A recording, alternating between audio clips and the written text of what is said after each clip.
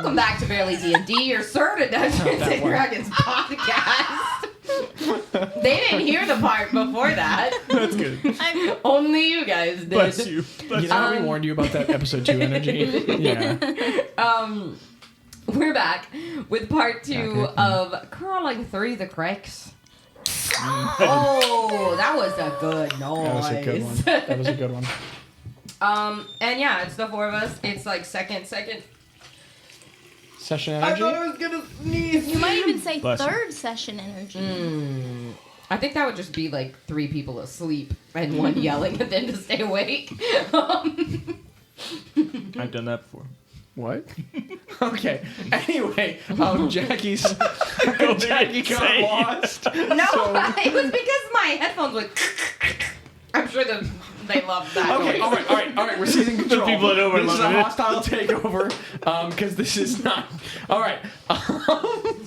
Sorry, Jackie's making a bewildered face with her finger in her mouth and not talking. I can't explain. Popcorn kernel stuck. We were like, in the we're front working of on my the episode, tooth. and Jackie's over there going. It's really bugging me. Okay. This is part 2 of Crawling Through the Cracks. DM, I think you're going to need We're to start back doing on This Megan popcorn Grimm. kernel is crawling through the cracks of my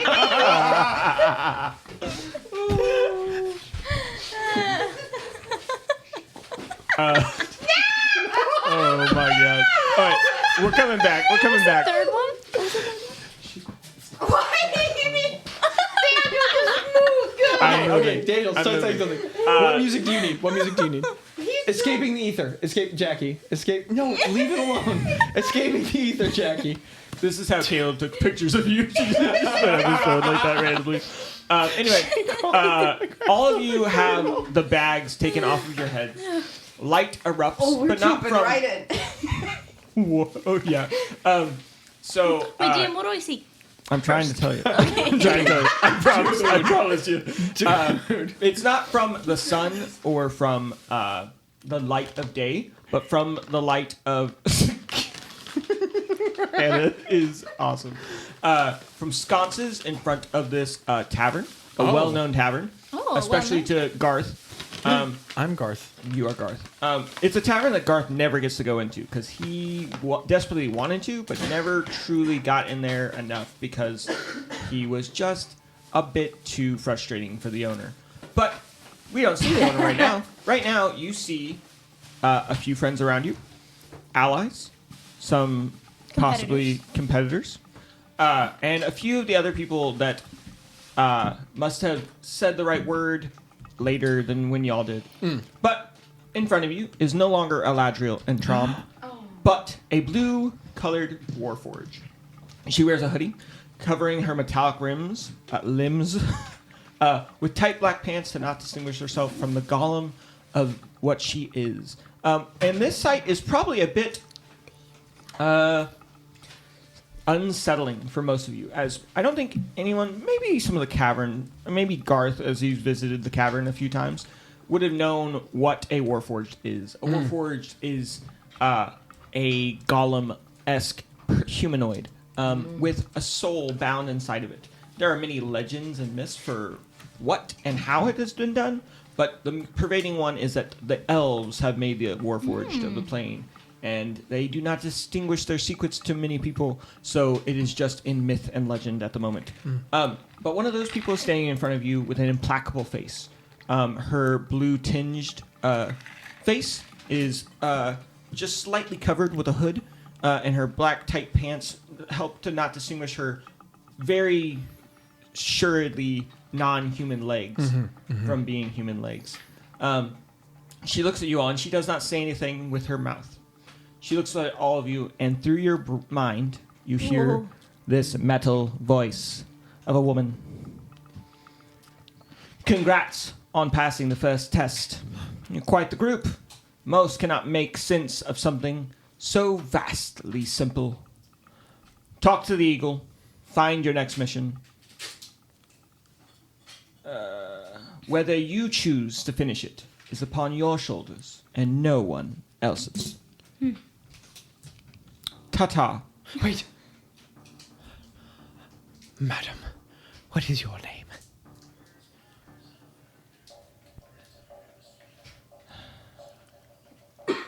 I must know. If you pass the test, I will grudgingly share it. Perhaps I have information useful to you too. I might. You never know. Can you give me a wisdom saving throw? Oh. You're a gnome. You have advantage. Girl, yas! That didn't help. I got a 15. 15. A spell is cast upon you in a very subtle way. Ooh.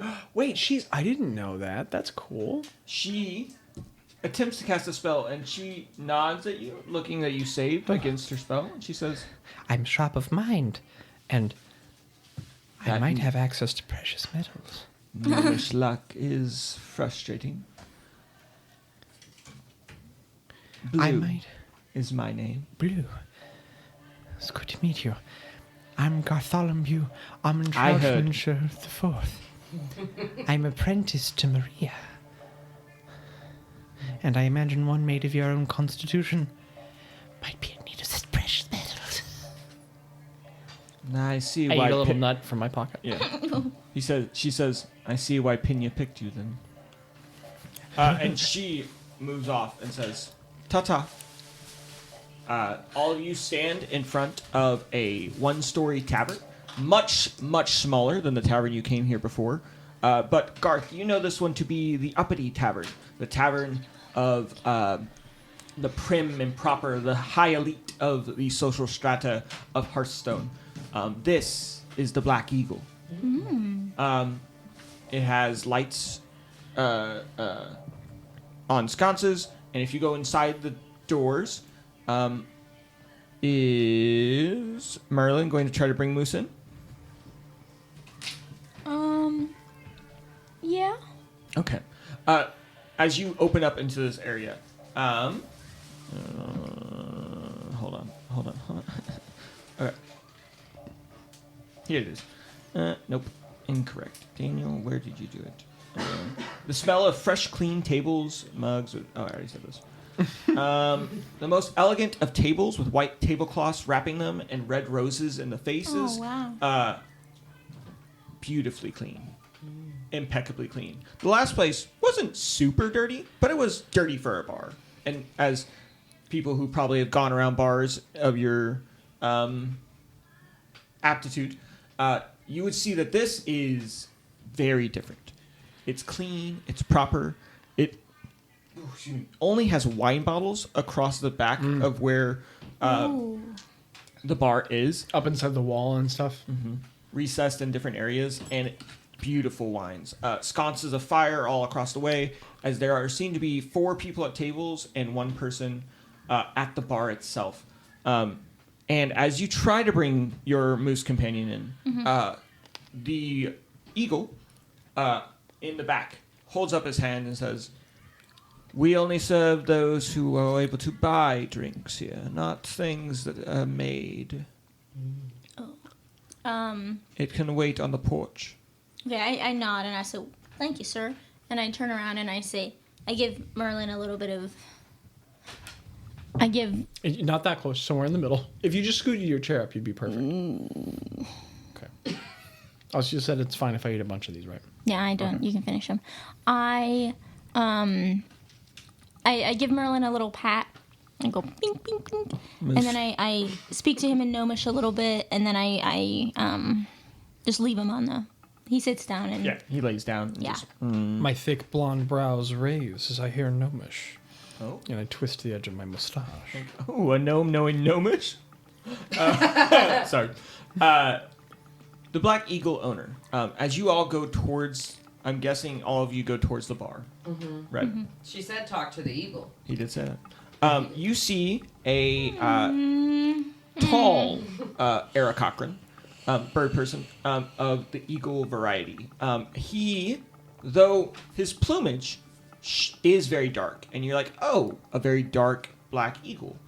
And as you come closer and closer, you see that it is not because his plumage is normally dark, but because all of his plumage has been burned, Oh. and all of his feathers are charred with a degree of char that leaves a impression of blackness all across his feathers. That's crazy. The only thing that is vibrantly different is his yellow beak. But you see a modern look with sleek edge. Nope. Sorry, I started in the middle of a sentence. He wears a pinstripe suit, almost like a butler of some sorts, and he has like a towel always draped over one of his feathery wings. And he whips out, as each of you come up, he whips out a glass of wine, pours you white wine, all of you, and he puts underneath it on a napkin. And he says the following words: "Take what you find underneath these glasses outside, and you will find yourself well on your way to the end. Do it quietly, or this will be your end."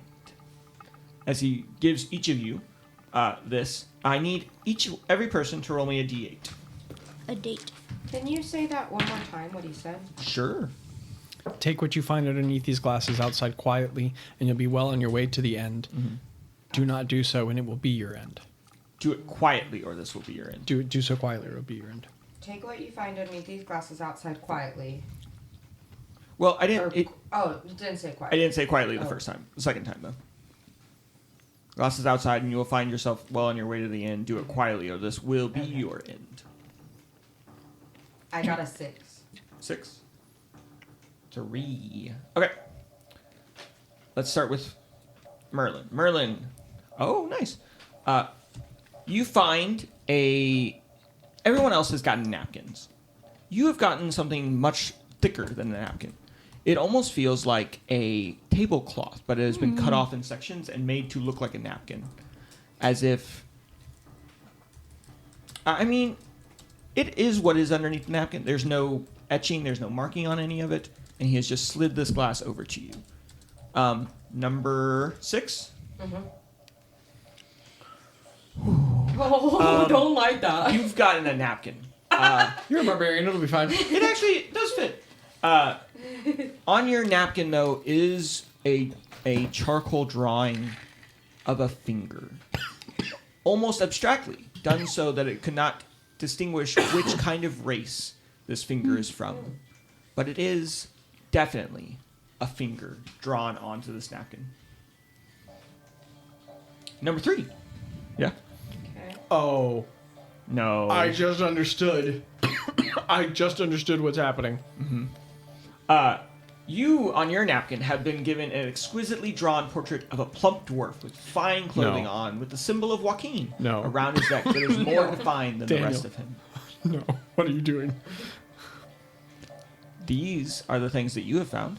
How about you 3 roll me another d8 and re-roll any numbers that have already been done? Hell yeah. 2. 7. Hell yeah. Okay.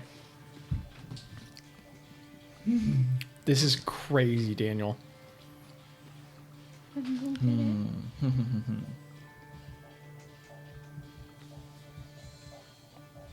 How do I do this? Roll me this. 1, 2, 3. Scary. What number did you get? I love 3? those times. Hell yeah. Okay. Sorry. I'm just excited that it's this person. Okay. Can you roll evens or...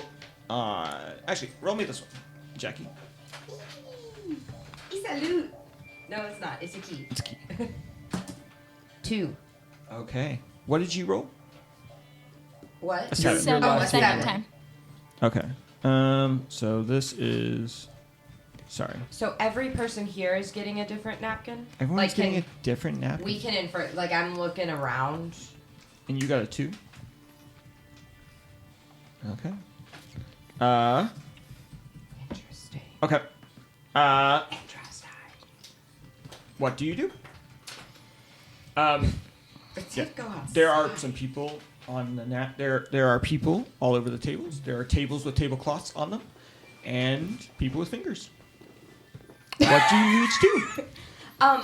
Can I see, I would say that maybe I went up next to the Kinku. Can I see what their napkin is by any chance? If I'm looking as they're getting it. Can you give me a persuasion check? Okay. That is a 14. 14. The Kinku looks at you and does like a puff, like a puff, as he shows you, and he just like shows you a blank napkin. Huh. Okay. And he's just like, Is it the same like material and all as? it is the same most of the material as napkins? each of the other napkins. With a cursory glance, yeah, that's all you can really see, unless you want to investigate a bit more on everyone's napkin, which may or may not impose people if they want to show you or not. Nah, I think. I'm Yeah, gonna okay. turn to Chandra, Yeah. and I'm gonna say, "Well, I got this here piece of tablecloth. What's on your napkin? Did you get a normal napkin? I got a funky napkin." She looks at it and she's like, I do believe he said quietly. Right. Possibly without your spurs this time. Grand idea. I lean down and I take my spurs off. Yeah. He did, if I remember correctly, he did say, take what you find underneath these glasses outside. Mm-hmm.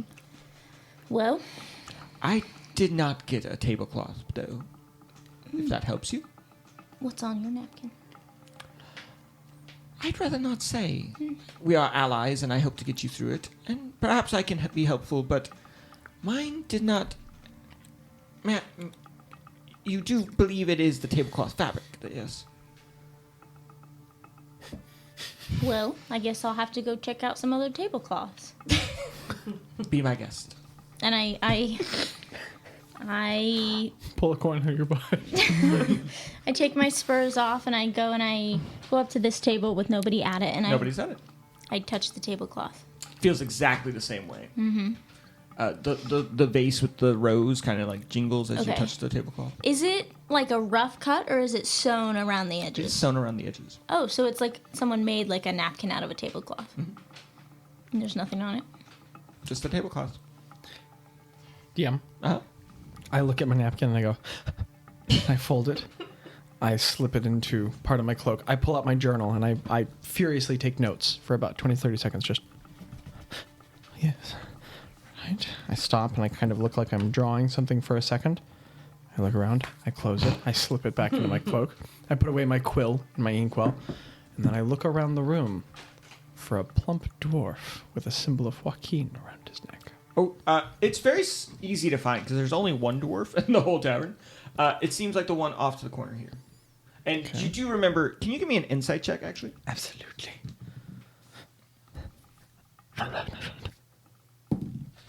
Nat 20. Good job, my friend. You find that your napkin did prominently display the symbol of Joaquin. So not more the than guy. just a dwarf. Interesting. Would you like to do a religion check to see? Yes, who that's what I Joaquin wanted to do. Not anything else I was going to say. is? No, I'm sorry. Do whatever you want, my friend. I trust you. Don't do that. 12. Joaquin is a goddess of merchants or merchandising, maybe selling of some sorts. Excellent. I away to the table, and I just walk. And when I walk, I do this weird thing where I I put my hands behind me like this, and I puff out my chest, and I sort of my feet go faster than me. Like I'm kind of leaned backward, leading with my hips, with a very like 1950s cartoon walk. I knew boys in high school who walked like that. You can make your Sims This was walk a joke. Like that. I'm very sorry for your No, loss. I know people that Right. walked like that. And what I'm saying is I was doing what I was doing to be funny. I'm very sorry that you had to They endure were very that. nice. Okay. So I come around to the table and I sidle up next to him and I go, hello. Hello, young man. Oh, and he just stretches his big rotund belly, and he just Aw. it's out question. almost on the table itself, which is weird because he's a short little guy. But he's got fine jewelry all accompanying his hands. He wears the drapings of a cleric with long flowing robe / suit that is slightly gold in appearance and trim and stuff like this, as he has tons of rings and a very hefty pouch that seems a bit less full at the moment, but still like hefty as in big. He's like, hello, I'm Belleril Goldfinger. Belleril Goldfinger? Yes, what is your name? I am, you might know it, but I understand if you don't. I've been more clandestine in the past. I am Garthalumbew Armentrouchman, sir, the fourth. Are you familiar with the name? Gartholomew. My family's more prominent in the north. I understand if you're not. But a gnome artificer in this town is a well-known place. I believe you've come by the temple a few times, given your gold and the celebration of walking, I believe, yes? Yes, I am not a man of much religious incline, but your goddess, I understand her purpose. Yes, we should all one day. Well, Mr. Goldfinger, I see that you've come to this establishment. Of course, I only come to the Black Eagle. It's the only one where I can get peace and quiet, which I usually would be mad that you're sitting next to me, but a man so clandestine as you, I imagine that you will be good company. I see we're cut from the same cloth, or at least one day I hope to be among your ilk, sir. I have not reached your repute yet, but I am a man, though small of stature, great of ambition. And I do my fingers like on my chest. Joaquin is the goddess of much ambition. Yes, and it is for that reason that I make a strange request to you, sir. Sure. The symbol around your neck. Yes, my devotion to the goddess. I would like to leave the building with it. Yes, well, a strange request indeed, isn't it? It's quite strange, yes. Odd, of course. I have been given, and I look to him really quickly, and I you know the way that Nacho pops his eyes at people in Nacho Libre. I do that with my eyes, and I go, a specific task. I assume you could imagine what that might be. There are details I cannot reveal. I do not mean to possess it eternally, but if I can prove that I've curried your favor, such a renowned individual, my exiting of the building with your item will be of great value. Can you give me a persuasion check? Can I finish my offer? Oh, sure. Yes. What I'll say is, but I understand why you wouldn't trust me, though I am so mustachioed. I would like to leave you with something even more valuable to me. That isn't a compelling offer. A goddess of trades would be excited. I flourish my cloak to the side with my hands and slip behind my back, and I do some little bit with my fingers, and I undo the bandolier around my chest. I place it on the table with all of its tinctures and vials, and I say, these represent months of work. I have here, and I stroke them with my fingers a little bit, vials containing salves, balms, imbibements, capable of imbuing all sorts of magical effects. What is more, and I reach into the pocket of my cloak and I pull out this long spindled rod. It looks like a magical wand, but what it is it's a metal base with a slot that can be screwed in and out to be replaced with different fixtures at the end to hold multiple different tools. But the metal at the end is pliable and slightly flexible, as if you could magically shift it into being a different kind of tool. And I place it down and I say, the object of my magical ability. It is through this focus that I cast my spells. Now, I understand that you may or may not be a caster yourself. But in the eyes of any artificer, these items would be invaluable. These are the methods of my trade. That is the method of yours.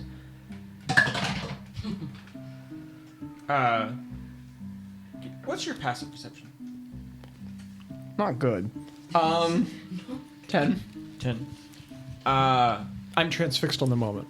As you're transfixed on the moment, give me a persuasion check at advantage, giving so much for this thing. He's gonna look to see how genuine you are being.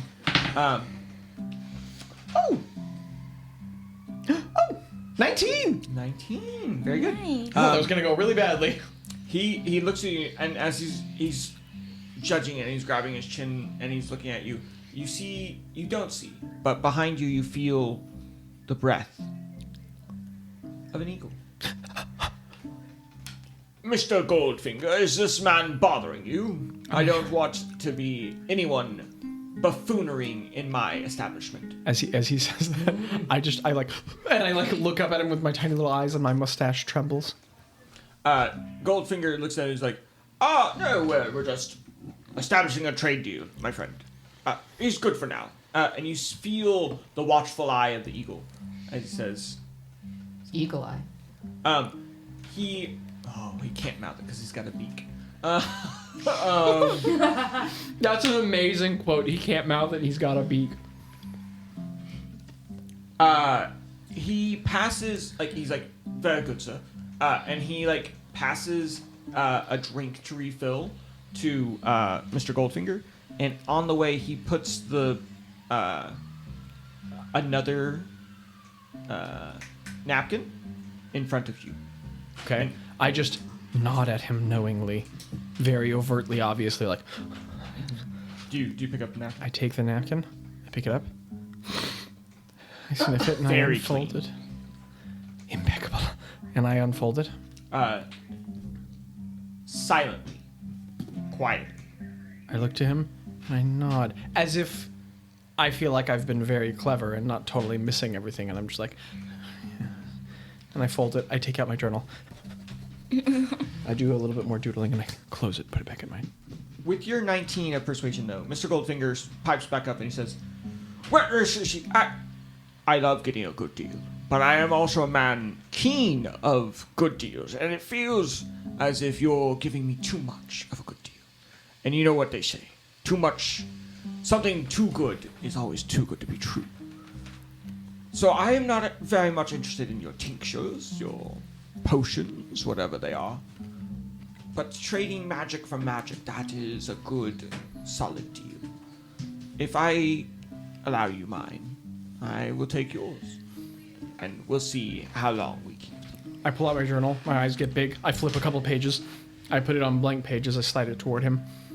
I scribble with my quill, and I turn it around to him, and it says, "My good sir, you have a deal," in the written text. Very good.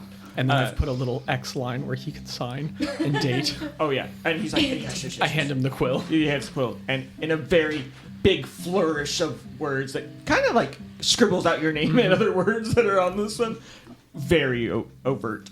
He looks around, and he's just going to start taking off his symbol. And he's going to give it to you. I take it. I slide it into a pocket of my coat. I put my bandolier back on. I strap it around, I clip it, but then I slide my focus toward him. He takes it and says, this will be very exciting to figure out. And at this, we're going to shift. I do a weird little bow. little bow. I put my Little arms bow. behind my back, and I walk with my hips forward out of the bar. Ooh, we're going to get to that. Or maybe I don't. Yeah, we're all going to have to figure out if they're stealthing out or not. Okay, got it.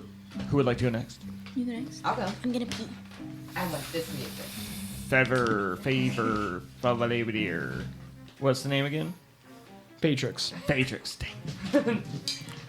You can just Bummer, call her. actually. You can just call her Feyre. Fyra. Wait.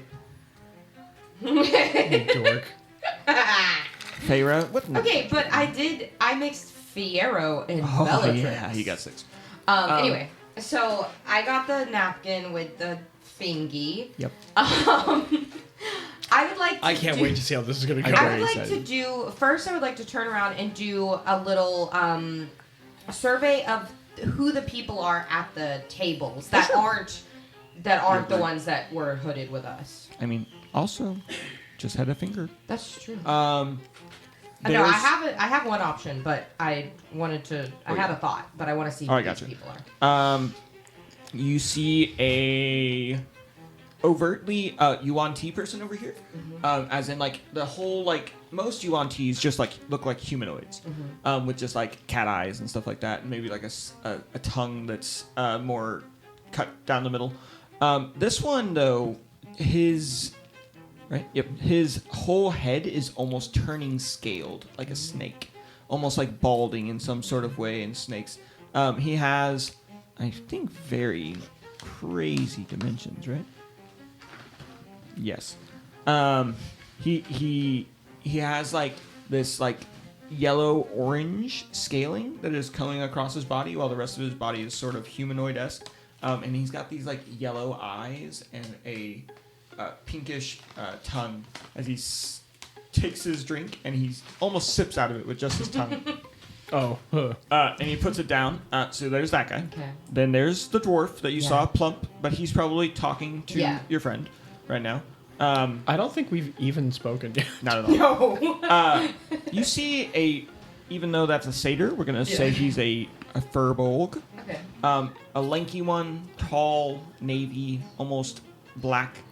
You see a male halfling at the bar who has been surrounded by a bunch of people. What's happening?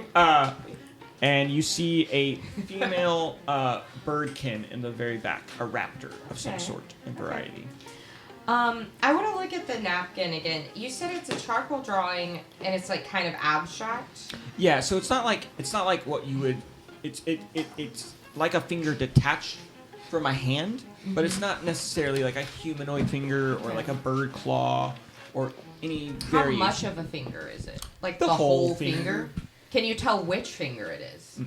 Okay. Just a finger. Doesn't seem to be the thumb or the middle finger or anything like that. Okay. Is there like a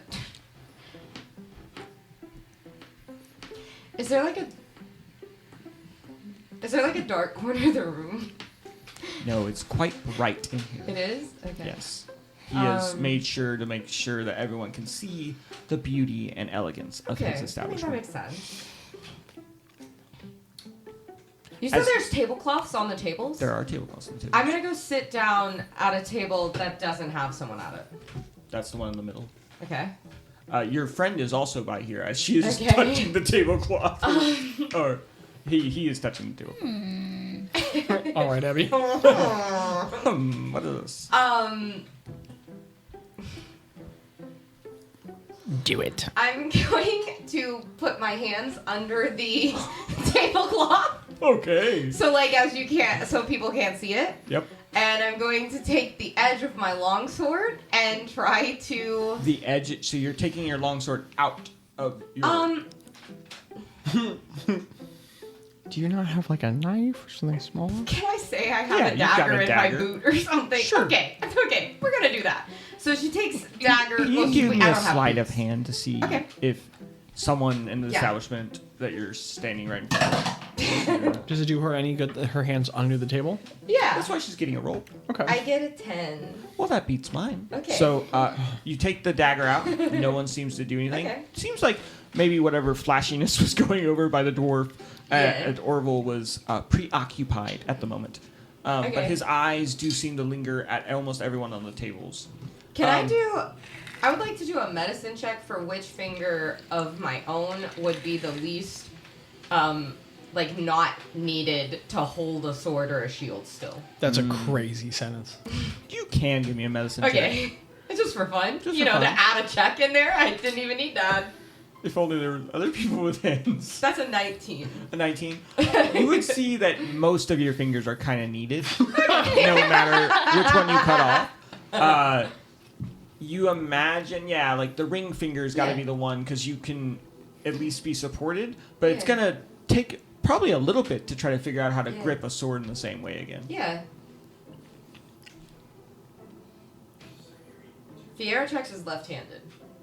So she's going to cut her right. She's going to go for the right Just hand. going for it. No other options over here. She's going to cut the middle. The I did say it was the ring finger if you the want. ring finger would be crazy. the best one to do. She's going to cut the ring finger. And Yeah. she's going to try to cut it off. Yeah. Yeah. Can you give me an Yeah. attack roll? It has been so At good knowing you, advantage. Jackie. Yeah. At advantage. That's 'cause crazy. It's very hard to not hit your. That's a nat 20.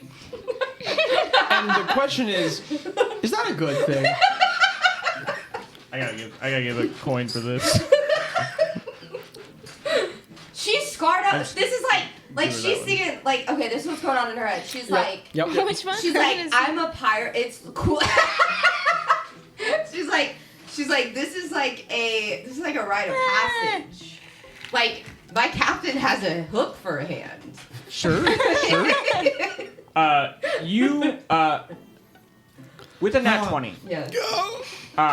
You grab it with your left hand. And as you get it, you just, with a surgeon's precision, cut the finger off. But you still have to go through bone. Yeah. How much is your strength, right? My strength, 15. 15. With the 15 strength, as you go through the bone, lots of blood. Lots of blood. Yeah, hands bleed. Hands Yeah. bleed so much. I'm gonna take my no. And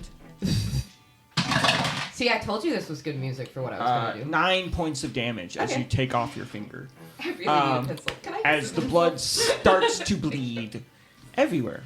Oh my Crazy. gosh, so much blood. That's crazy, Jackie. What do you do with Okay. the bleeding hand?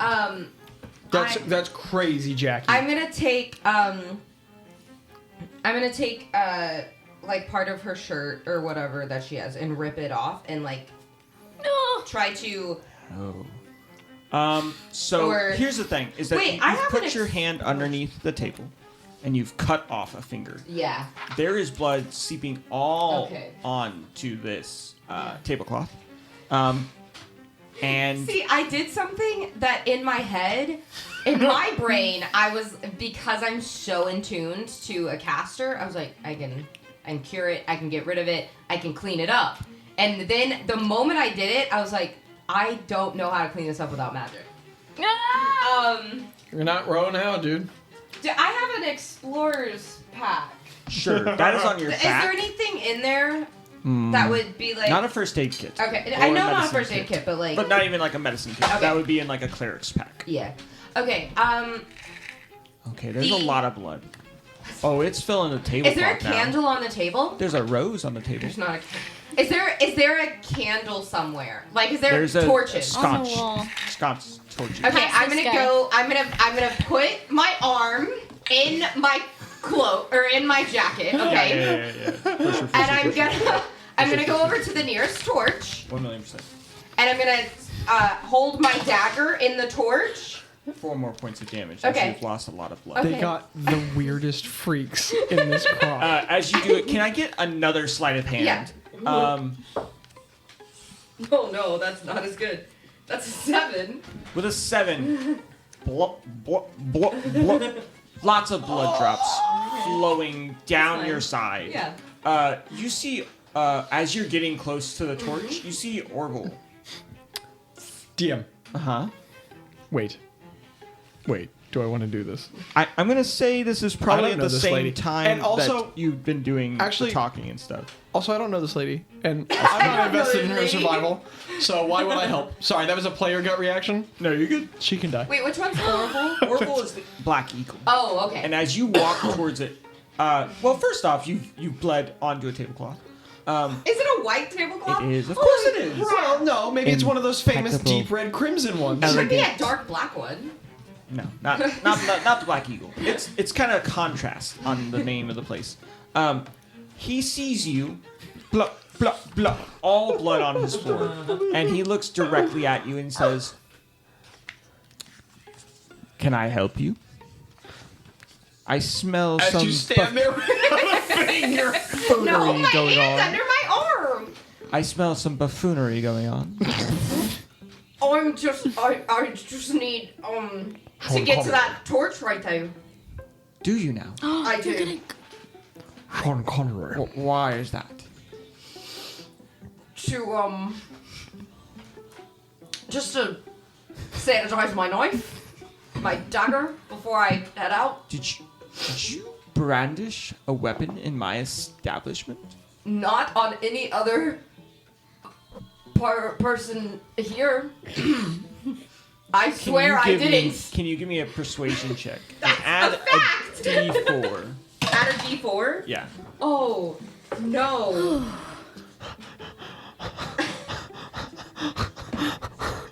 Remember, you do have a coin, which means that you can, in some way, change the outcome of the situation. Daniel's being so gentle right now. I would like to not die. Okay. Okay. And somehow how. Yeah, I would just like to be able to heal this, not heal this wound, but be able to stop the bleeding. Is my really hope here. You're trying to stop the bleeding. That's what you want to use this coin for. Is that what I want to use the coin I don't for? know, dude. I don't wanna die. Jackie, I every don't wanna decision die. you've made up Jackie, until now it's is a divine crazy. intervention. Yeah. It's I a have- Daniel I just don't wanna intervention. die. I don't know, dude. Every decision you made is wild. You're in uncharted waters. I don't know. He said a finger and you said all right hurt and got out a knife. I don't know what to tell you. I'd rather cut my own off than somebody else's. Very considerate. A very kind pirate you are. You're gonna fit in great with David's Dastards. Tell you what. As you look and you say, in a moment of understanding that this man is a man of elegance, a man who has probably not seen a lot of horrid sights in his life, you pull out your hand real fast and put the severed limb, like, not the severed limb, you put your severed hand in front of him and you're just like, constant blood coming out of it. And you just see through. And he just like turns away and walks as fast as he can to the trash can and just begins to vomit uncontrollably into it. You have a chance to put that hand into the fire now if you'd like. Yeah, I'd like. I see my opportunity and I make for the door. Damn, I would also like to see my opportunity. I'm sitting here looking at the tablecloth. I watched this happen. I'm gonna grab the tablecloth from the middle, bundle it up, and walk out the door. The whole table? Yes. Part of it? Yes. It has to be the whole one, man. Sleight of hand, please. You guys got so much easier Dude, tasks. yeah. You got the worst. Stealth check at advantage, my friend. I would like to use my coin, but I don't know where it is gone. It's right here. Your coin? Okay. I would like. Let's see. I got a sleight of hand. I got an 11. 11. So Would I you would- like to use the coin? No, I just don't say a word. Don't say a word. You just I bundle do up? it quietly and I walk out the door. Okay. What was your stealth check? 17. 17. 17 and 11. 11, perfect, because he is vomiting. He cannot see whatever's going on here. He was You're checking. welcome. We can only have 5. I mean, yeah, thanks, I guess. With 17, you see this travesty happen You before chose the you right across music. the way, and you like bolt out the room. I go, and then I run out. Run out the door. You ball it all up into a big ball for the tablecloth, and just like a person skipping out on a train, you put it as like a sack on the back of you, and ooh, that had blood in it. Ooh, that's gonna leave a stain. Good as you just like hobble your way out the room. Unbearable pain. Yeah. Can I get a Constitution saving throw from you, please? Yeah. You're good at those? Should be good at those. Right? 18. Barbarian, 18. You, no, I'm not gonna make it weird. I'm not gonna make it weird. You grab yeah. your Or maybe dagger. make it weird. I don't know. He dropped a coin in his butt. You grab your dagger and you bite onto it as you stick your hand into the fire, and it's not really the pain of burning your hand. the smell. You've had that. It's the smell that almost takes you out, and it also fills the room as everyone smells burnt flesh. Get out of there. Carterized. Yeah. Carterized indeed. Their only direction for us was do it silently. That was the only. I did it silently. 2 more points of damage. Okay. Jackie said technicality. As you grab your semi-bleeding finger and you put it into your pocket of some sort, and the hurling has stopped. The Black Eagle looks at you, and he then... I do that thing that birds do to each other where I I just gotta like cock my head like like, give me an intimidation check based on your strength. okay. He's being so gentle with us. Oh, I'm not rolling well, guys. Well, that's a 12. Also remember, like, you're level 5, so like, Yeah. the DCs for checks are that's not. true. I just mean Super he's high. giving I'm us a just lot of saying. opportunities is all I mean. Yeah. You should maybe leave. I don't know. With a 12, you cock your head and you kind of just like give these disturbing eyes. Of like, yeah, I just effing did. You did that. just cut off. You just cut Your off hand a is still finger. in the fire. You're like, Orville just looks at you and just is like, and then he hears a ruckus going on in the rest of the place, and he looks at you and he scurries off that way. I'm going to go outside on the way. Is there any drinks on these tables? Yeah, there's a wine glass next to the Furbolg. Yeah, I'm gonna take it, shoot down it, and bolt out of there. You did do that, didn't you? I did. I'm going to. Can I get a dexterity saving throw? Yeah. from you, Insane choice after insane choice after insane choice. Oh, fudge! Wait. What are you doing? Don't you have advantage on this because you're a barbarian with danger sense? Yes! Yeah. Thank you! I got you, girl. Oh, much It better. would have been so funny if it was worse. Saving throw, right? Yeah. That's a 17. Still not good. Still not good. Meets it beats. As you see the long arm of the Furbolg with a cane, as he whaps it, almost like trying to hook your leg. No. And as you like squawk up just a little bit and fly a little bit over the cane, you see him daggers in his eyes. And you see him almost look like he looks every part of you up and down. And then he slowly goes back to his wine bottle. And he says, Orville, I need another glass. And Orville is like, Managing. There's blood. There's vomit. Something's on fire. One of the tables is missing a tablecloth. you see, as you're walking out, Or maybe running. the craziness of it all. So Windows like, There are people outside before you get there. One person for both of y'all as y'all get outside. There will be two more when you get outside. We could maybe change the music. Garth and Merlin, you see. You thought you had seen weird sights today, and you have. You truly have. A naked bird was not on your list of weird sights, though. What? A naked kinku specifically. Who? the one that was hanging out with us? Yep. Hi, Noah.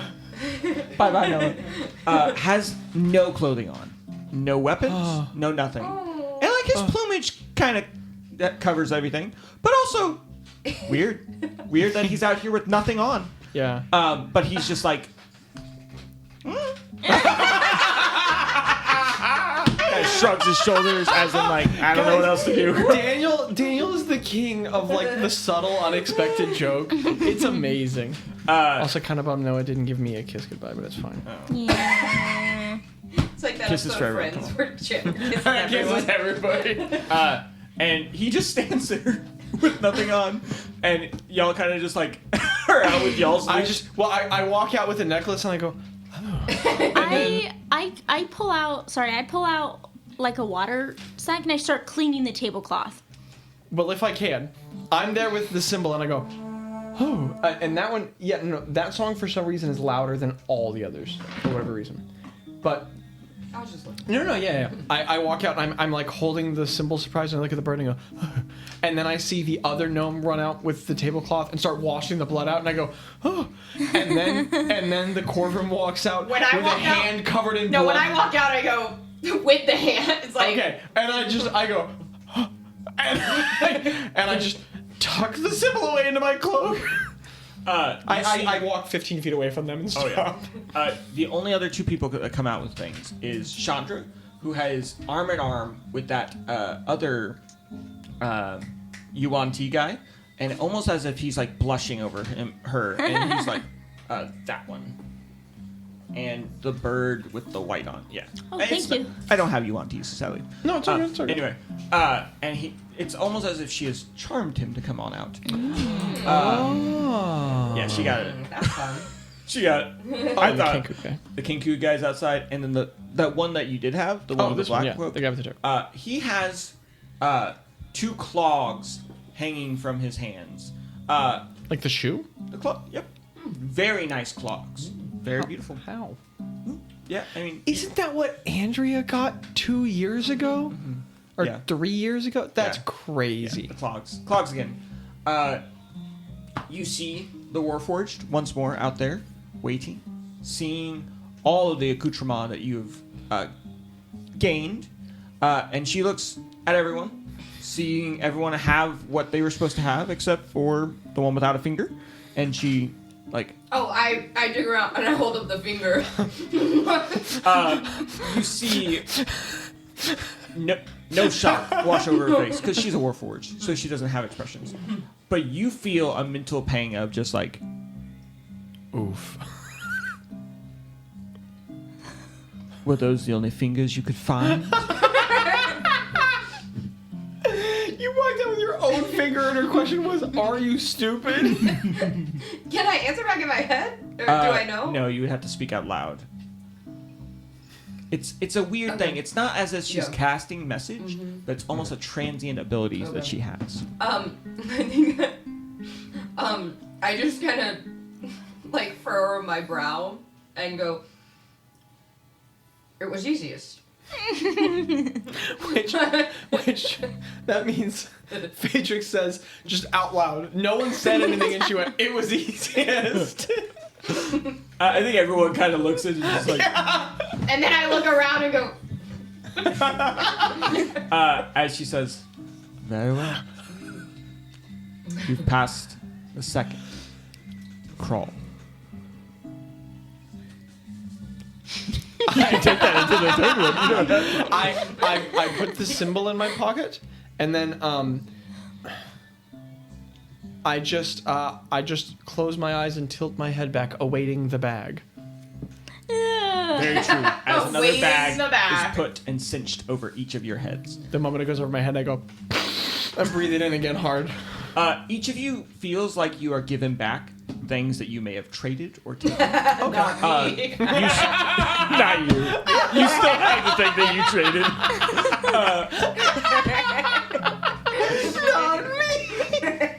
So they take the tablecloth. They do. They take Okay. all of the stuff that you give them. And you. I feel my you hear- focus return to me. Yes, you feel Okay. your focus return to you. Almost the sense that you get from the Warforged is a sense of, that was a good job. That was a good job. You get a sense of extreme, almost laughter or giddiment at a destroyed tablecloth being brought to this area.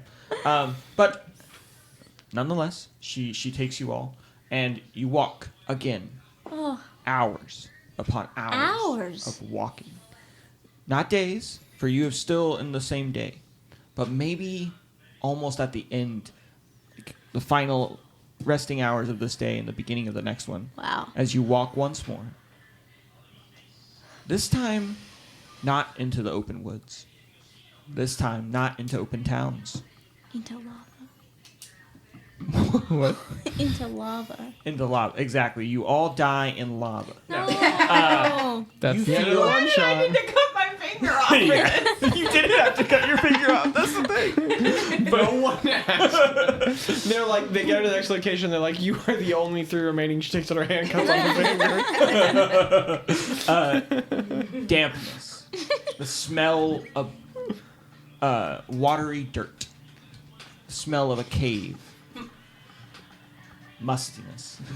Calm the hell down. I'm sorry. Calm the hell Second down. episode energy. I'm sorry.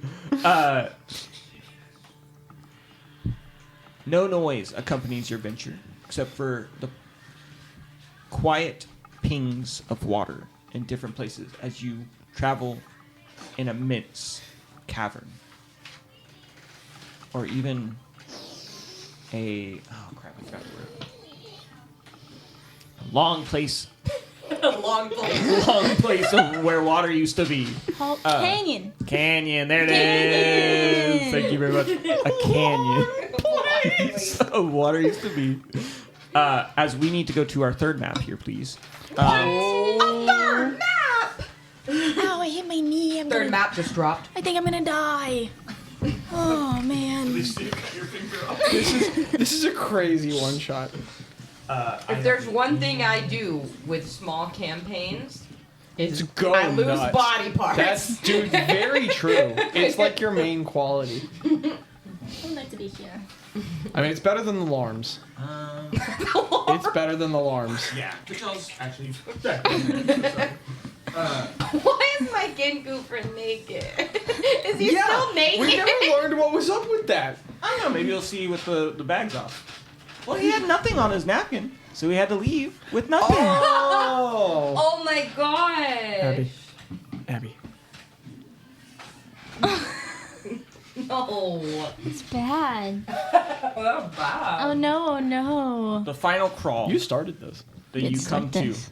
in this area I like is this a guy. large, immense Oh, yeah. cavern. Have you played this before?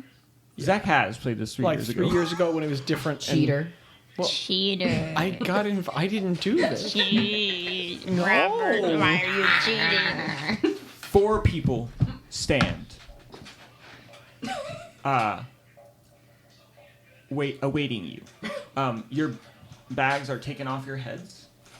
You hear scurrying footsteps away. You see They a got clothed minions. kinku. Oh, nice. I don't need that one, the tiefling in there that's next to the bird. Yeah, take that guy out. You see you 3, and then 3 others. Chandra, the Yuan T that y'all never interact with, and the other kinku This bird. is the UNT guy? Yes. In the cloak? Okay. As you see 4 people. This time, the new one is a centaur lady. I really am freaking sure I put places where I added descriptions of these characters, but I just don't have them. Here we are. We forgive you. You see an older, almost like 40 to 50-year-old lady. She has light brown fur as her horse side of her, and she has like almost blondish brown hair, and she has like these hazel eyes and a dark complexion. And what are you doing, Sam? I'm listening to you, You are Daniel. not. Keep describing. And she looks at you all, and she claps slowly, methodically. She says, "It seems the 4 winds have a bumper crop this year." Hello. DM, what's a bumper crop? A bumper crop means a lot of crops. Oh, okay. Yeah. Looks like we have 6 finalists and a robot, a golem. Well, he's with me, man. Blue, is that related to you? And she gives a smirking nod. She says, "Oh, I know all about it, Merlin. Give a little A nod. fun name to give it the name that it is. I am Pinya, the Northern Wind. This is Eladriel and Trom, the Southern Wind, Ooh. and Blue, the Western Wind. We..." And you hear Eladriel cackle a laugh. And then Trom, you see him doing this. 1, 2... Pinya, does that mean that I'm a 4th wind? I could give them a run for their money. I promise. And Pinya exhales an exasperated sigh. She says, "We are the cardinal winds of Dayru's dastards." Eladriel was the southern wind? Southern wind. Well, they're both the southern wind, right? It does No, seem he's that like just that his, is like- the air about what she was saying, as it doesn't seem like Trom believes that he is a wind, but is possibly part of the wind package. Yeah. Who knows? And then blue was the... Western wind. Okay. No, I'm so sorry. Blue is the northern wind and Pinya is the western wind. So sorry, everyone. I only remember that because I remembered names that I just now remembered. Isn't that fun for y'all to hear? The listeners are loving this. I love it. The listeners are loving it, baby. You all are all that remains of the dregs we have dragged from the corners of the plain. We have seen your cunning in puzzles, your stealth or resolve in stealing, your ability to gather and disseminate information, your thoughts about sharing information at the most important times. Each of us has chosen for you to be one of our crews. But sadly, we still need one final test, one final crawl of this endless pub crawl. Your final challenge is a choice. Choices have not been given to you very much. We have seen some of you interact with teamwork, but not all. Our organization is one that thrives off of making quick choices and teamwork with whoever you can manipulate. We need to see how each of you do here. And now, these important tricks of the trade are going to be highlighted with the final task. First,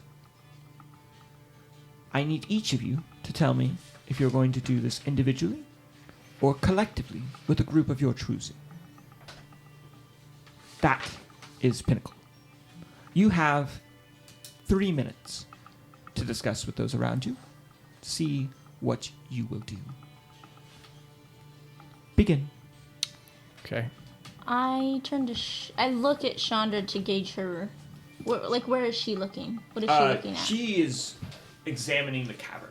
Okay. She has been told all this information, but she is looking and smelling and trying to figure out where in the world this cavern is. And then as she sees the words have been ending, the task being given, she looks at you all and she says, "I would love a team up. I know I've made allyships with you. Yes, Would you like to be in the team?" Absolutely. I say we. Well, how's your sword holding skills? With your new Wound. new situation. Still fine. Well, I see I'm left-handed. she's got some nerves, so I say we get her on our side. I turn inward and I say, up until now I've been focused on solo operations, but I can see that I'm in the company of skilled individuals. I will lend you my abilities. Hello, I'm Garthalumbew. I'm in charge Spencer the Fourth, but my Do you want to be on our allies- team, sir? I give a wry smile and I go, my allies call me Garthalumbew Armentrout for short. I'm not gonna remember that. Oh, With the hand she holds out the hand that turns to shake, and she goes, Fyeratrix feather sword. Basically, as long as it's my name, but that's fine. And I reach out and I touch her and I shake her hand and I go, ew.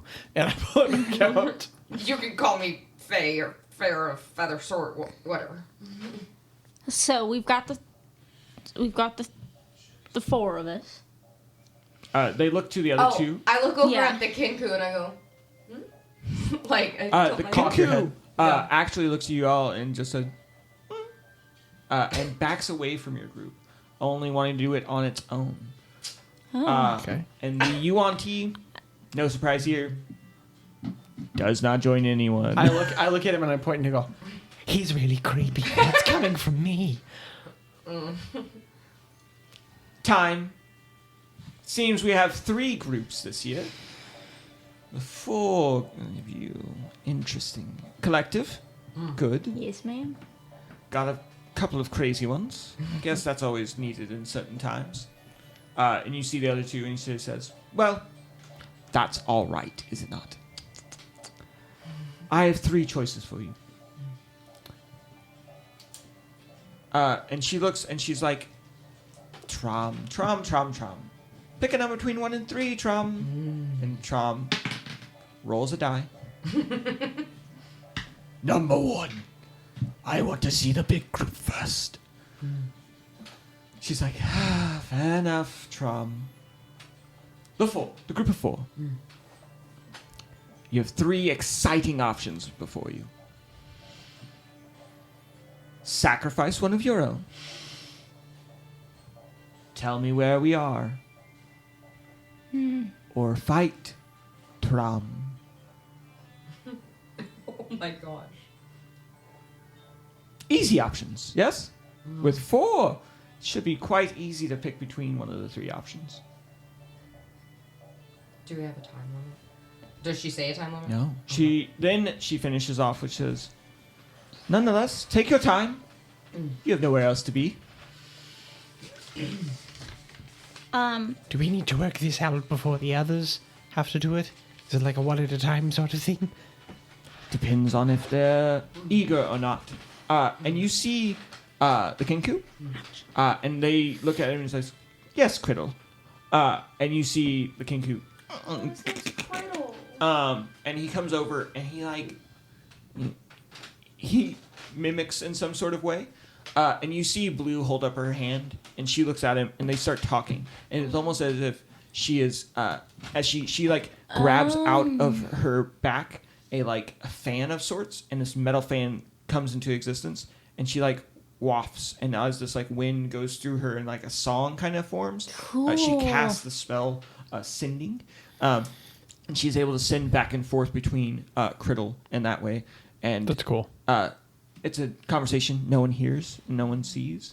And as she blows, the wind calms down. A cool air flows through the cavern. And she says, Criddle has told us... Or, actually, no, she doesn't. She motions to Pina, and they have a little conversation. And then Pina looks over and she says, good job, Criddle. That's exactly where we are.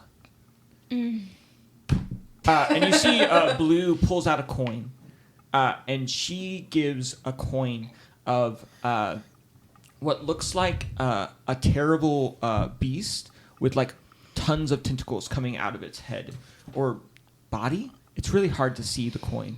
And on the other side, there would be almost like a snowflake of some sort, as Blue gives Criddle her coin.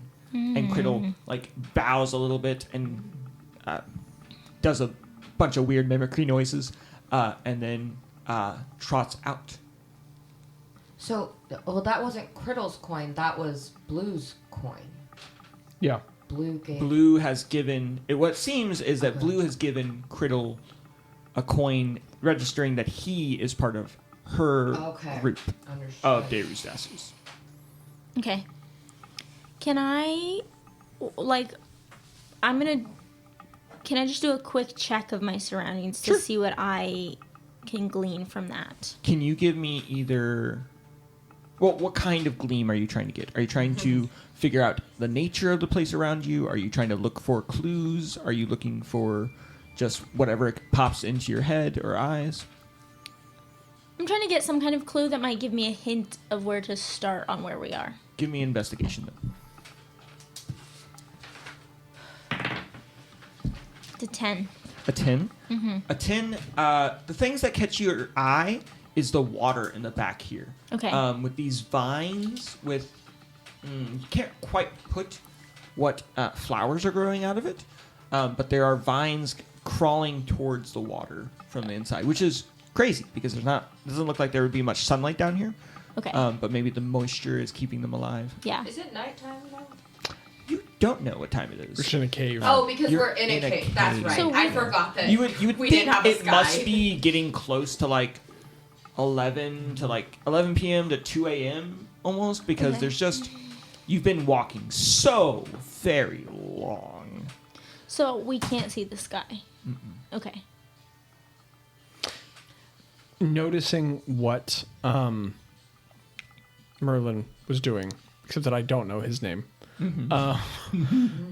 Can I also be trying to piece together what I can see? Sure. Give me. Or is that are you trying to do the repeating a same check? kind of thing? Yeah, but I mean, is that repeating a check? Or, okay. I'd like to do a check to see if this looks like a place that I've been, if it might be Everdale. If it... Give me a history check. Okay, yeah. 16? A 16 and a 10. Okay. Well, that's bad. That's a 4. A 4. Man, Your finger the hurts. pain in my hand. But no, I mean a 4. You know Everdale very, very well. You know that there are no caves or caverns in Everdale. Yeah. But I mean, that's it. all you know. Yeah. A 16. Those flowers look very reminiscent of the flowers that you saw inside the Black Eagle Tavern. Oh, you would say they're identical, one might say. But just under the Black Eagle doesn't make sense. We wouldn't have walked so long. Do you remember what flowers were in the Black Eagle? Roses. Moses, supposes, istoses, Roses. or roses. Moses, supposes, sing it, Ray. Do you share this information? Yes. Okay. Cool. I turn around to the group and I go, there's a rose. The flowers. And I go, DM, I figured that out. can I do an Arcana check to Uh-huh. just check for general magic and or, like I want to try and see if I can tell if this is fake. Sure. Give me an Arcana check. That's gonna be 21. A 21. No. Yes. A 21. No. Sorry. Not a 21. An 18. Well, that changes everything. No, Sorry. 18's fine. 18. You would notice that this is not an illusion of any sort. Okay. It doesn't seem like you are in like a pocket dimension because Yeah. that would feel very different. This feels like the real world. This smells like it. Okay. There's definitely magic coming from Trom's axe. It seems very sharp. You do see that there are magical pendants on Eladriel, and there is obvious a magical fan that you saw Blue do. And I mean, you notice that there's an artificer here with magic, but nothing else quite sticks out. Okay. What are these things? Stalagmites and stalactites. I didn't do Oh, very cool. well at doing those. No, I get it. I would dig like it. to go touch one. But, okay. You touch it, and it's weird because it's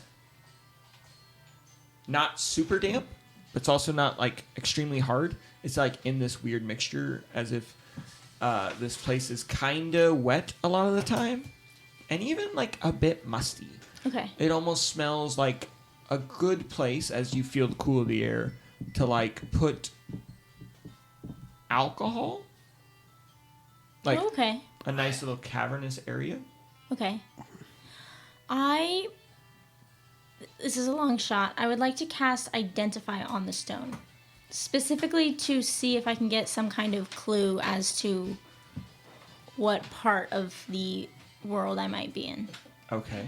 I'm gonna look at that spell real quick if you don't mind. Okay. I'm gonna be guessing you're probably gonna need to be making a check because I don't think that's how the spell is usually used, but I True. like the way it sounds.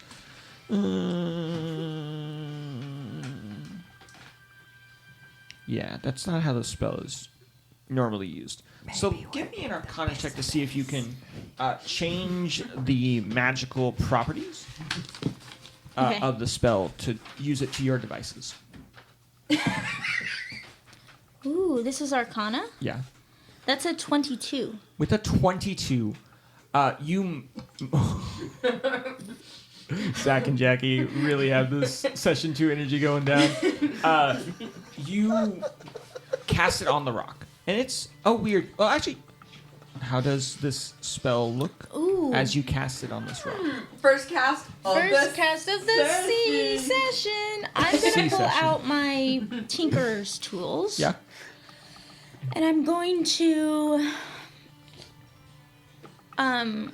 like it's like I'm not just like casting the spell, I'm like truly investigating it and like trying to identify it. And as that happens, the magic kind of like wells up in my hands and then goes into my tools and then flows back into my mind. Heck And then yeah. I have knowledge. Yeah, heck yeah. As this flourish of magic, as you're carving a bit and pieces off of this stalagmite, you're trying to figure out what in the world, where in the heck you are. And as you identify this area, you seem to have been in an area. I mean, this is a giant cave, and the identify spell lets you know that you. I do like the way it works. I'm just trying to figure out how to communicate it in a way that's not going to just give away the answer. You can tell where the dirt is from. Okay. Like, this is not a northern spot. This is not a southern spot. This is the dead center of Megangrund. Can I look? The center point of it all. And if you give me a history check, you could probably very easily DC 10.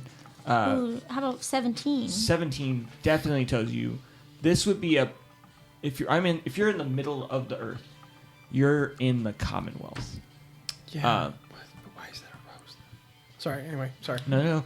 So you find that you are in the Commonwealth. And do you share this information with everyone else? I shared that with my group, With your group, my team. Chandra comes over and she, thinking about it, she says, "And we have been doing a pub crawl tonight, right? We started in one pub, went to a second pub." And she said the end of your pub crawl. She did, didn't she? Well, she mighty fine did. So perhaps we are underneath a third pub. Yes. Do you know any of the pubs in the Commonwealth? I am very well educated on matters of socialite repute. Let me think. All of you give me a history check as you are thinking about these things. That's going to be a 16. 16, heck yeah. 16. 16. 11. 11. She's just sitting there thinking and tapping her chin with the finger that's not there. Yeah. Like, With an 11, though, 2 16s will get more of the answers. But 11, there were a lot of, subtle terminology that was used today. You heard underneath as if something. You heard leering as a password that got you to a place. And the flowers Leering being underneath eagle rose. the cavern are the same flowers that were in the other pub. Your brain's thinking about all the history of the day, and you're just like, man, if I had a brain blast, maybe I could do it. She's just over there going, Eagle Rose under. As you all brainstorm with the 16s, though, you talk and talk and talk. And as you interact and you think about things and you think about all the things that you've seen today, 3 words stick out. A pub well known in the Commonwealth. The Leering Rose. A very well-known Commonwealth establishment. One of the first places where giants and small folk drank in the same establishment. Oh. You must be underneath the Leering Rose, is what you get with those history checks. Okay. Okay. I share this with my I've group. solved it. are you sure you don't want to fight the big guy? I look at her and I go, I no, like you definitely I should. flex my and I'm like, well, maybe another day. Hey, I never meant you're a gnome. Well, and so are you, sir. Yes, and you're also an artificer. Yes, sir. Under I whom sure have am. you studied? Well, I studied under I studied at Artificer College in the forest. In the forest. In the forest? That's where I was for a time during my studies. Never mind. I'm ready to solve. Well, do you want to go tell those scary people what we found? You should do it. And then I turn away You've dramatically. got the social charm for And it. my whole... Oh, sorry. No. I'll go with him. As you all turn to start going with him, and you're like, we've got the answer. That Yuan Ti did not have good luck as you, to think and to know and to be around places. He did not want to sacrifice himself. Obviously. So he has chosen the third option. And he is saying, I declare Trom as my enemy. And he pulls out two daggers. I start walking back. He pulls out 2 daggers and he says, fight me, you stupid monster mountain. And he's super, super flagrant with Fight it. me, you stupid. Yeah. And Trom, with giddy, you have never seen in a man. We're gonna watch someone die. All of his muscles tense. His body jerks and jerks again. And as you see his body shift, muscles protrude, arms get larger, legs get larger. His whole mass turns from the medium-sized, almost large in and of himself, to a large-sized Trom. So more than 10 feet tall. 12 feet tall. 12 feet Trum. 12 feet In high Trom. school. Big guy. I'm Big 3'9". His axe He's 4 of me. turns even in size with him. Wow. As he grabs his axe and he roars a bellow. Let's fight! As you see and smell just a terrible sound love the coming smells. down the leg I love the smell of this Yuan-Ti. Oh, As no. you see tears that you've never seen a Yuan-Ti cry Oh. before, as he runs towards it. Can I run up to Alondra? Alondra. Aladriel? I don't think Aladriel? Alondra's there, actually. That'd be a really different scenario. Okay. So, cool. I would also like to declare an action, DM. Uh-huh. I'm going to back way off of whatever the forest I was doing. In fact, I'm going to move 10 feet backward on the map, and then I'm just going to cast invisibility on myself, and I'm going to turn myself invisible. I pull out my little tool, and I go, well, that looks like a bad idea. And I touch myself on the head, and I disappear. Hell yeah. Can you roll me initiative? I'm out of there. Good luck. Yeah. Yeah. I got a 13. Okay, cool. Did you want to get in on this section? No, I think didn't I'll wanna- just like could be funny. I'm not gonna try to get out of the way or any. Like I'm gonna try to get out of the way, but I'm just gonna like let them do their thing. Like I'm not gonna step in That's the way. crazy. Jaci thought it wasn't a good idea. That's wild. Jaci, the one who cut her own finger off. Hey, I already got. I'm losing hit points. This character, Oh. right? Trom is this big now.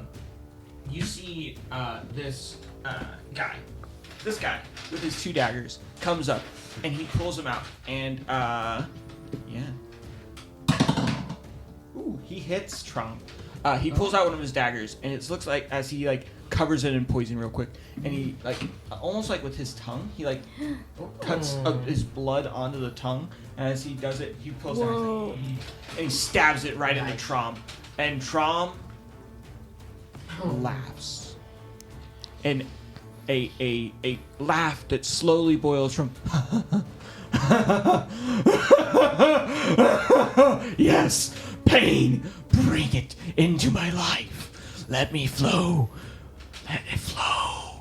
As he readies, but our artificer here is faster than Trom. As the guy tries to disengage, but somehow Trom grabs him with his arm. And he says, No. You don't go anywhere. Merlin, what would you like to do? Running to Aladriel, right? Yeah, I'd that's like what to that was run the to action. Ladriel. Heck yeah. You go across. What do you do when you get to Aladriel? I would say, Which Aladriel, as you run up to him, he is not enjoying the fight, but he's just he's expecting what's gonna happen. And then a little gnome runs up to him and he kind of shakes his head and he's like, "Yes." says, now, ma'am. Was that on purpose? Was that an intentional joke? No, I say no, sir. No, I think it was now, ma'am. I don't know, Abby. I think it was now, ma'am. It's because I keep thinking Alondra. When you said Now, it, I was ma'am. like, no, I say, Dear Lord Jeebus. I say, fine, sir. Good, fine, sir. Abby, you have a mic we've provided you with, and you can talk into it. I say, fine, sir. Good, fine, sir. I just wanted to posit the idea. I think this young fellow didn't think he wanted to be on our team, but I would be happy to consider him on our team, and we happen to have the answer to your puzzle, in which case I would like to present that answer. This guy did not mean to start a fight with Thrum. He's on our team. Behind him, Trump's going, where? The whole. And I have the answer. He looks at you and he smirks for just a second. Can you give me a persuasion check? It's gonna be a very high DC. Can you do it at advantage? I'm waving. Can I use my You sure can. I don't like using it. Oh, no. I appreciate it. It feels like cheating. It does feel like. Well, again, you may get. It helps. Yeah. It's not a divine guarantee. intervention. It helps. Not divine It intervention. helps. No, it's Daniel. Eladriel looks at you and he smirks. A really, probably the biggest smile you've seen this guy crack the whole time. And he, hasn't cared about anything. And he just looks at you and he says, I do like someone loyal to even enemies. It's charming to know that some people are wild cards. And my wild cards are some of the best wild cards in the game. Here's what I'll say. And he puts his hand in his pocket, and he brings out a syringe filled with this terribly gray and purple liquid. And he says,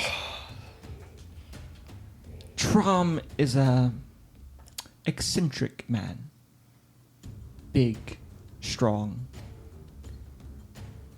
When he rages, it's hard to get him to stop. Give me a history check as you see this vial. 1. Oh no. 8. Well, do you have a +7 to history? Yeah. Sick. Welcome to DMing forever. Yeah. Sorry, she makes many characters, but they're all the same character. With an 8, that's a drug. Oh. From your history. That's drunk. That's what you got. And he says, I like your spunk. And he throws it in his other hand. He gives it to you and says, stab Trom with this, and I will allow it. Yes, sir. Yeah. So Trom, let me get my stat block out here.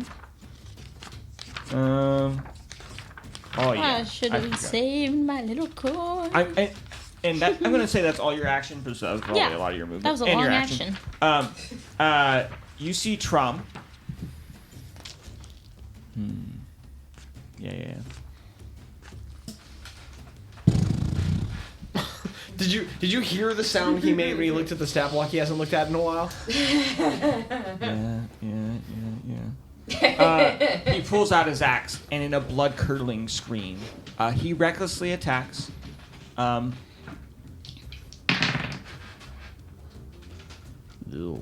18 plus 11 is 29. 29?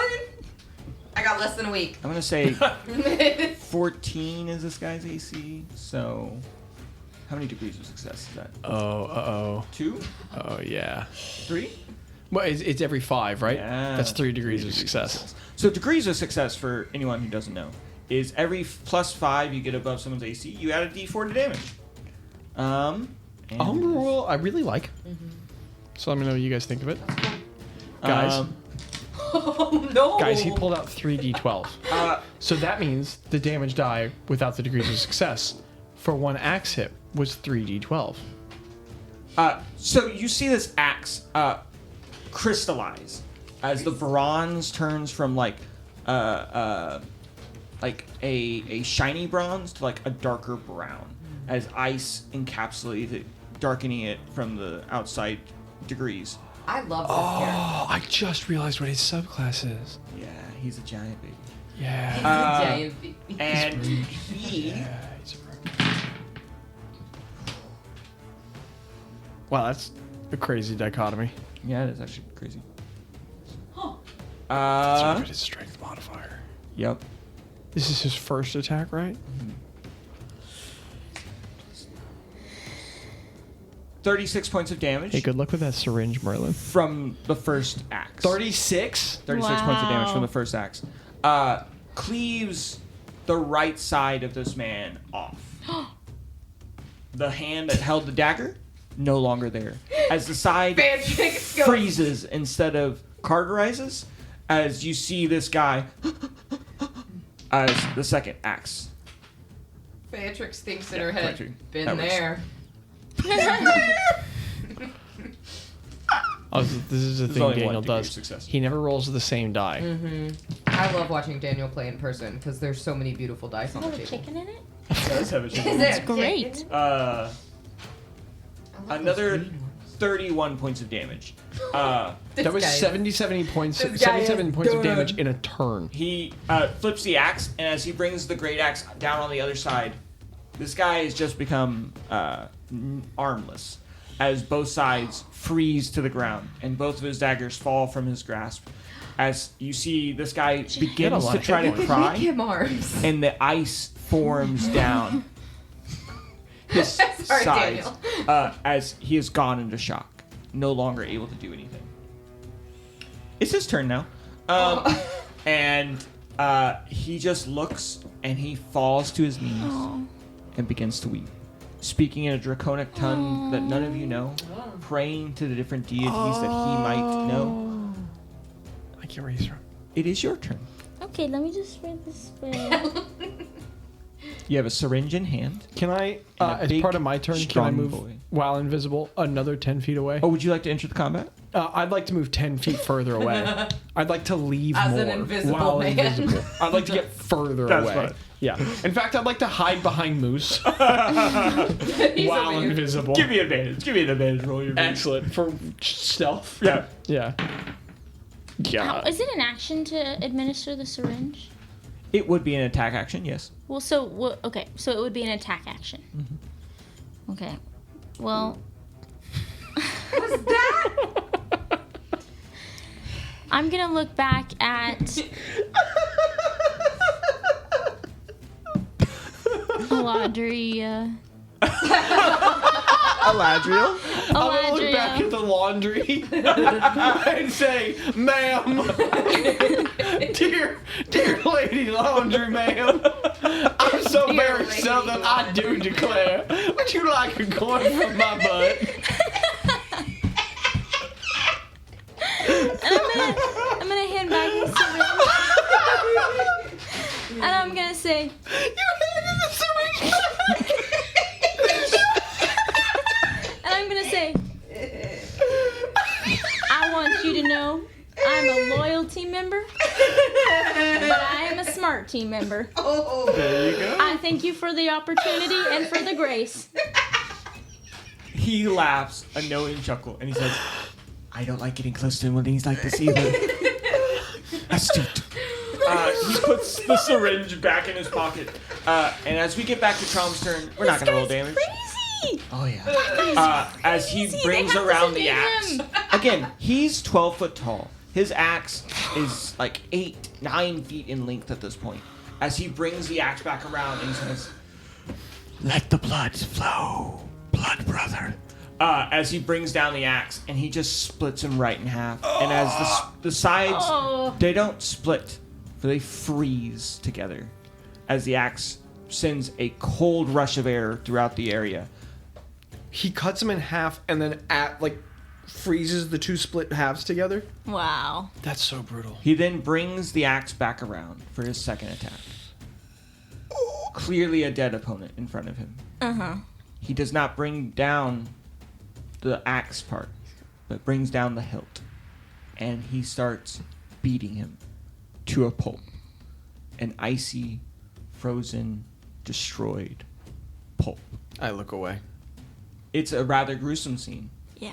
30 seconds of I look away and Stop. cover my ears. Gore. As you see him laugh and giggle like a child grabbing a present that he's been expecting for a long time.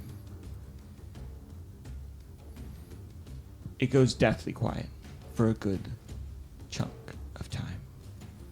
As you see him come from a large creature back down to medium size. It's crazy that he only grew 3 feet, Wow. at least in height.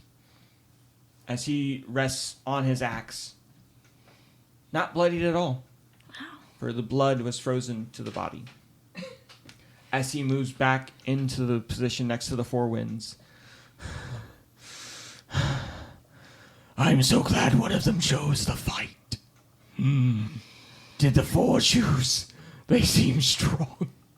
I'd like to. You see Aladriel put a hand on his shoulder and bring his hand back as it freezes just a little bit, and he casts Prestidigitation once more to warm up his hand, and he says, "They seem to know the answer, Trom. No more butchering tonight." As the four of you, I pee a little. You what? You pee a I little? peed a little. Yeah. Do you give the answer? Yeah, I say- spot where your invisible body is standing. We're underneath the leering rose in the Commonwealth. Eladriel nods, Pinion nods, Blue nods, and they say, "Very well done. Very, very well done, friends. I'm glad you were able to see what happens to those who wish to leave our organization. Oh, It's a good reminder of what death looks like next to a monster." And Trom, with this garish, terrible helmet on, gives you the biggest smile, teeth prominent, as he just looks at each of you and he says, "I will know your sense well." your sense?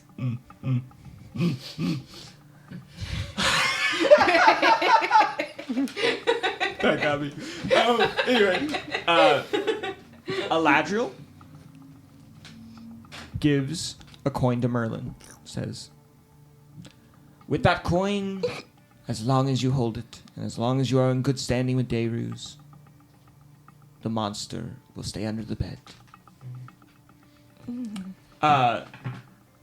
I start walking up now that the madness has subsided. Trom puts his hand out. Sounds right. Puts his hand out to Eladriel, grabs a coin from his pocket, and says, "You, strong, cut your own finger off. I like holds it up. I like a manic one. Yes, She takes it. but you do need a finger, don't you?" Eladriel. Wait, Blue, is one of you a cleric? And Blue nods, and she comes over. I take the finger out of my pocket and just go here. I get rid of You try to take the finger out of your pocket. Oh, but it's not there. It was a prize Oh, that's right. to be taken and held on to, my friend. It's gone. She pulls out one of many spell scrolls that almost like form out of her legs, and she pulls out a spell scroll. Cool. And she pulls it out as she begins incanting, and she pulls out her fan and like starts to wave it, and the song begins to sing once more out of the so blue Warforged. As, ooh, you weren't this close the last time. It was, ooh, it's a bit haunting, as almost like a dead chanting of former life fills your hand, as the charred remnant of where your finger was. Ooh, this is gonna be fun. Could you roll me a d6 and a d10? Mm-hmm.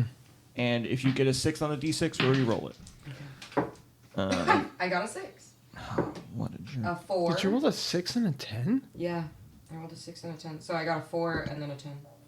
So, 40. Yeah. Yeah. Oh, fun. She casts, I think it's Regenerate Limb or Regeneration? Yeah, regeneration. She casts Regeneration on your finger through the spell scroll. That's crazy. Heck yeah.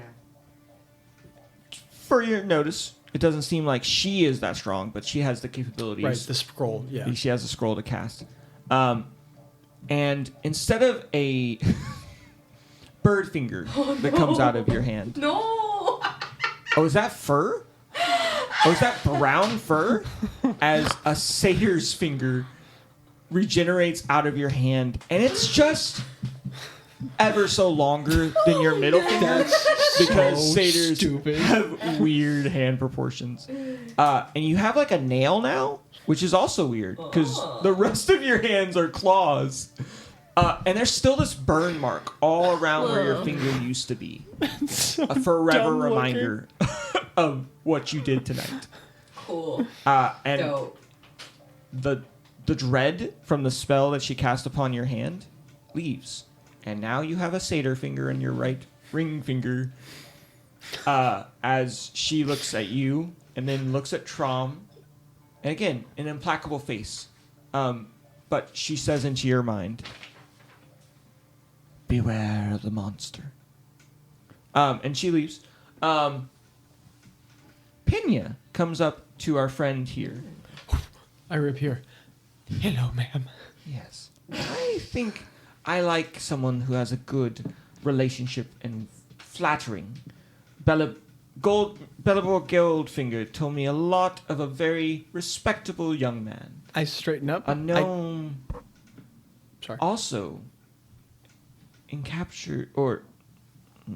acquaintanced with Maria could definitely be something I would wish to further inquire about. I give a wry smile. I twist my mustache. I pull out my my enchanting tool and I like flourish it and I cast prestidigitation and I confidently whisk the urine away from my pants and I slide it back into my coat and I say, "My lady, I am yours."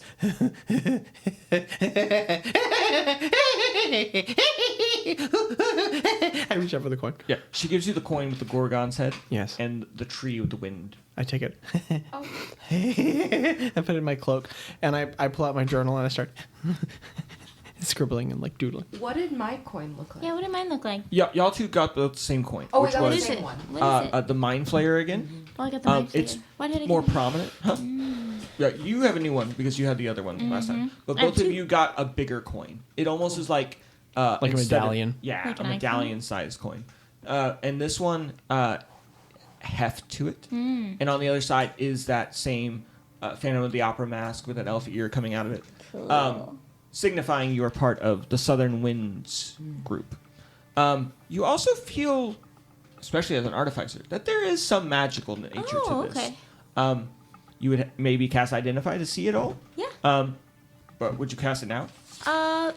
No, I'll do that later. That's fine. As you gain your medallions, and you see Chandra also gets a medallion from Eladriel. And she takes it, and she nods her head, puts it in her pocket. As you see Pena say, "At least you got one this year, Blue, just like me. Seems like Eladriel always gets the best of the crops, though." I make a face. I also make a face. I'm like, Yeah. I'm like, I adjust my little scarf. We'll see how they pursue their ambitions through our organization. There are things to know, things to be said. We are not friends. We are acquaintances. We know you, you know us. I nod. We are not loud and boisterous, as Eladriel and Trom try to be. We will send you information. We will talk to you via your medallions. oh. That's Keep it on you player. at all times. Show it to no one but of our own group. And do not... Oh, sorry, I was... Oh, okay. I was like, what? Who's playing drums? And do not... How do I say this nicely, Trom and Eladriel? Eladriel, you're the one with the words. Please, speak it for us. As Pena relinquishes away her thoughts, and Eladriel says, yes, yes. You may be asked to do a mission that you do not like. And that is fine. Know that if you dismiss our requests, it will be the last thing you do.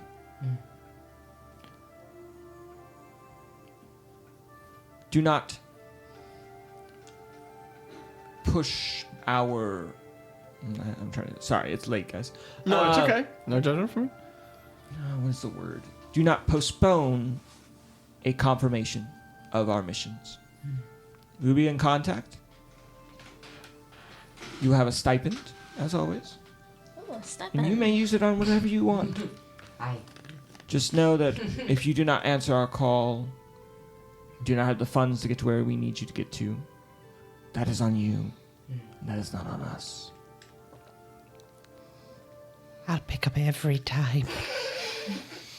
You see Eladriel just knowingly like gives a little smirk, and you see Pena just like sigh. No, but really, every time.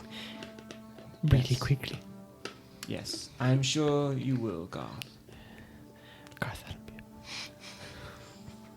But I did it like really quietly to me. Yeah. But like not like just like smiling like. Yeah.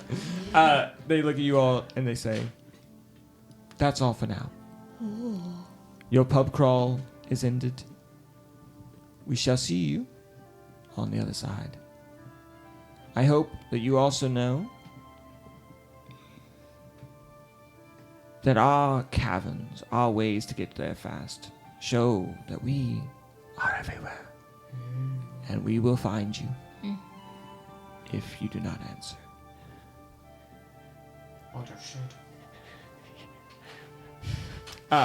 And that is where we're going to end. Yay! I open up my journal One shot and I go back tonight. to all my notes, which had, as my last thing, I'm doodling all of my different, like all the things I learned, all the things about the organization. I also go back to the doodle I've been working on for 6 minutes, which is, I'm not a skilled artist, a crude drawing of Pena, like kind of like chibi drawing. Like kissing a little tiny gnome dude who looks a lot like me, and I'm doing little hearts with her initials in mine. It's just everywhere on the page, and then I go, and I turn the page and I go back to notes. Well, Rad. thanks Okay. for listening, guys. Yes, Very cool. you're welcome. Also, we're sorry. That was wild. Thank you for joining us for late night craziness and some mania. I think we haven't gotten to play in person like that in a while, and I think we were enjoying it. And this will now lead into some, eventually some more grounded and serious stuff with Durngle. And who knows where that could go. It could get pretty interesting from here. But if you've enjoyed this, there are additional resources on the Patreon. And that's okay. No, And, please don't do that. ASMR, baby. Anyway, enjoy the Patreon if you haven't. Also, if you're a longtime listener and you've never rated us on Spotify, please feel to do that. I realize And we love you. and also that. So life is an incredible adventure, listener, and you're an important part of it. We look forward to seeing you next time. Goodbye, lovely listener. And when we return to the accidental adventures, it'll be a very different tone. So We'll see you next time, lovely skibbity-wab and listener. dada.